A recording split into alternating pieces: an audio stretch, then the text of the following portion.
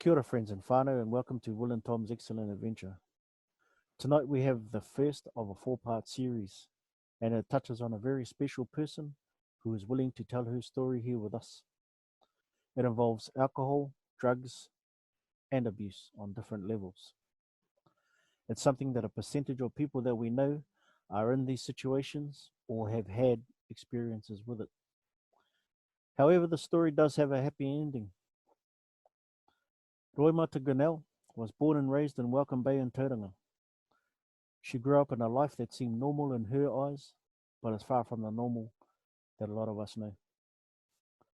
She was willing to open up and give us an insight into her life in the hope that other people in a similar situation can see that there is help and a bright shining light out there. This is her story.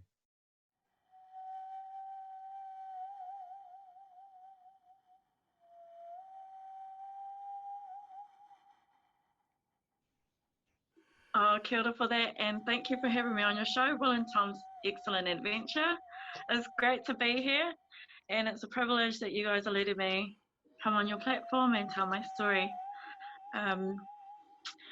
So it all started back in Tauranga. I grew up in Welcome Bay. I was the third oldest of 8 children. You know, a lot of us can relate to having big families back then. So, you know, all the struggles that came with having a big family, and at that time back then, you know, keg parties were normality. It was just the norms. Someone's birthday, oh, there's the kegs. You know, where's all the kids? They're out playing at the back. So, started from there, and you know, I wouldn't change my life for nothing. I'm so grateful for where I come from. I'm grateful for both my parents. I love both my parents, but you know, some things that were normal back then had a huge impact on a lot of us, a lot of our generations now. And now the times that we are coming in, we can actually see patterns that didn't work so well. And you know, we can't say that we got it on lock right now today, but we can definitely undo a lot of the things that used to happen. We can definitely identify with things that can help us, our future generations today. So yeah, I want to get into that. So, well, growing up, I went to Otepo, Kurakapa Māori o Otepo in Welcome Bay, and you know, I'll say and I'll be honest, I felt very insignificant as a child. I don't remember having anyone to actually being able to go to and talk to. And that was tough, you know. Getting used to that the world doesn't want me. You know, my dad wasn't around, and so I used to get mocked at school for not having my dad.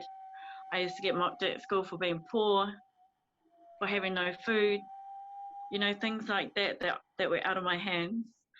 So I felt so little and insignificant at a very young age. And I remember having my sister, like, you know, it was normality, different scenarios, but, you know, similar feelings, just being pushed to the back sort of thing. And so that, with that being my first year's foundations, going on to college and still feeling insignificant, so I went to Kurakapapa to Pākehā College. And so I didn't know the language properly, so I was in all the low classes again. I'm going through it in different ways. But this time I've got a mouth on me, so I'm rebelling back. You know, I'm talking smack to the teachers, beautiful teachers who I'm so sorry for today.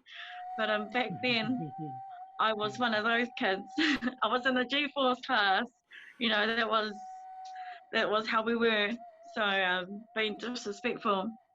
And the thing is that we had no aroha inside ourselves, inside of myself. I'll speak for myself. I had no aroha. I despised people that did. You know, I was just like, I was so like that. And so being like that, I was always drawn to the rebel side of life. I was always, you know, drinking behind classrooms, ditching classrooms to go smoke weed down the park. Things like that that were my typical, and it's not for others.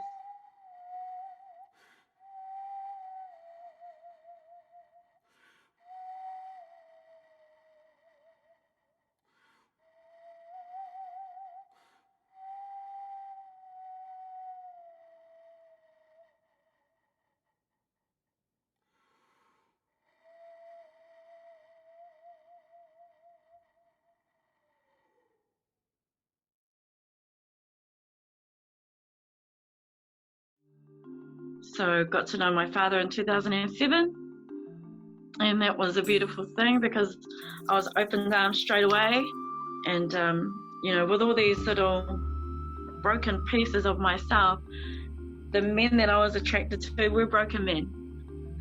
It was getting so bad that I got ripped out of there by my parents, my mum. When I got forced into an abortion, I think that really triggered me again.